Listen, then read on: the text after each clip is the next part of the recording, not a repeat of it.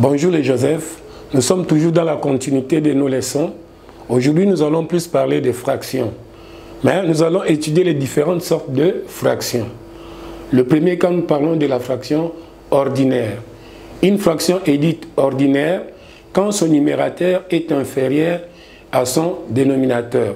Prenons l'exemple, je prends la fraction 3 quarts. Qu'est-ce que je remarque? Je remarque que 3 est inférieur à 4. Comme 3 est inférieur à 4, dans ces cas-là, nous dirons que c'est une fraction ordinaire. On peut dire 7 dixièmes, on peut dire 6 septièmes, ainsi de suite. Quand vous remarquez que le numérateur est inférieur au dénominateur, on dirait que c'est une fraction ordinaire.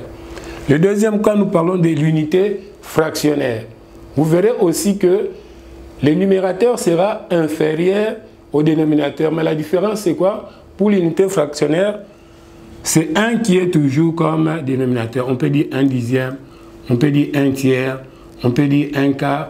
Donc, le numérateur sera toujours 1. Dans ces cas-là, on parle de l'unité fractionnaire. Une unité, quand on parle de l'unité, il faut que le numérateur soit égal au dénominateur. Je disais une unité. Quand on parle de l'unité, il faut que le numérateur soit égal au dénominateur. C'est ainsi, j'écris 5 sur 5. Là, nous avons 5 est égal à 5. Numérateur est égal au dénominateur.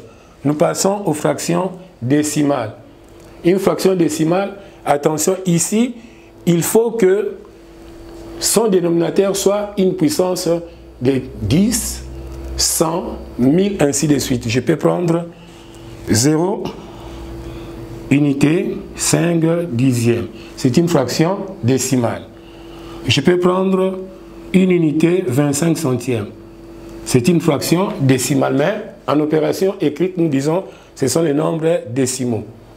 Nous prenons une expression fractionnaire. L'expression fractionnaire, maintenant c'est différent. Ici, le numérateur est plus grand que les dénominateurs. Nous prenons 9 sur 5. 9 est plus grand que 5. On va parler d'une expression fractionnaire. Fraction entière.